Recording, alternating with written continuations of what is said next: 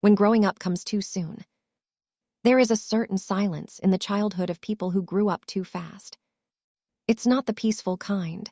It's the kind that fills the space between arguments, between unmet needs, between the sound of a child deciding not to ask for help. They remember moments, not toys, responsibilities, not laughter. They remember holding their breath when adults were supposed to hold them. For some, it began when a parent left. For others, when a home turned unpredictable. They learned that safety wasn't something given. It was something created, even if that meant losing their own softness in the process. Children are not meant to be witnesses to pain. Yet when they are, their minds adapt quickly. The nervous system tightens, attention sharpens.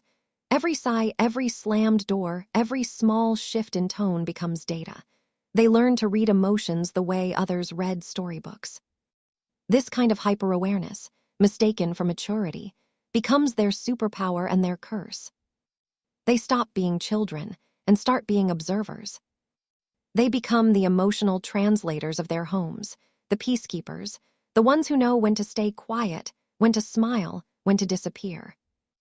The world begins to praise them for it. Such a responsible child. So understanding for their age. And so the performance continues, because praise feels like love, and love feels like survival. But the price of early wisdom is steep. When you grow up learning that calmness keeps you safe, you begin to suppress the parts of yourself that are loud, messy, or needy. You learn to equate self-expression with risk. You learn to mistake emotional invisibility for strength. Many of these children grow into adults who seem composed. They function well. They rarely complain. They anticipate everyone's needs before their own. But beneath that competence lies an unspoken exhaustion, a fatigue that comes from decades of carrying invisible weight. This early conditioning rewires the way they see the world. Trust becomes complicated.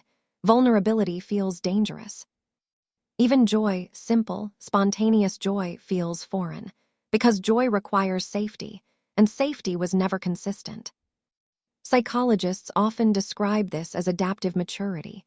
It's not a flaw, it's an intelligent response to instability. The child becomes the emotional adult because the real adults were unable, unavailable, or unsafe. So the psyche steps in to protect itself. In that moment, childhood ends not with age, but with understanding.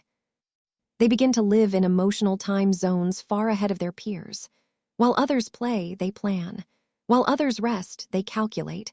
While others cry, they comfort.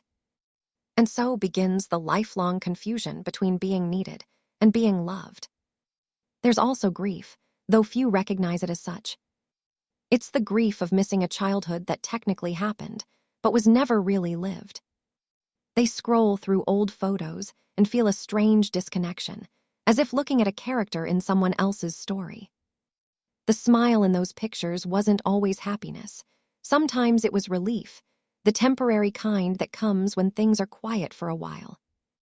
And yet, amidst the sorrow, there is something profoundly beautiful about these people. They carry a depth of empathy that cannot be taught. They sense pain before it's spoken.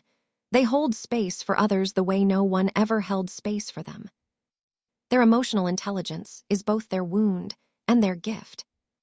To outgrow childhood too soon is to become fluent in complexity, to understand that love and fear can coexist, that care and burden can be the same gesture.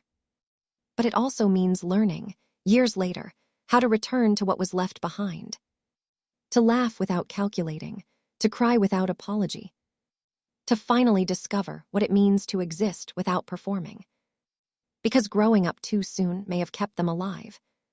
But staying grown all the time keeps them from feeling alive.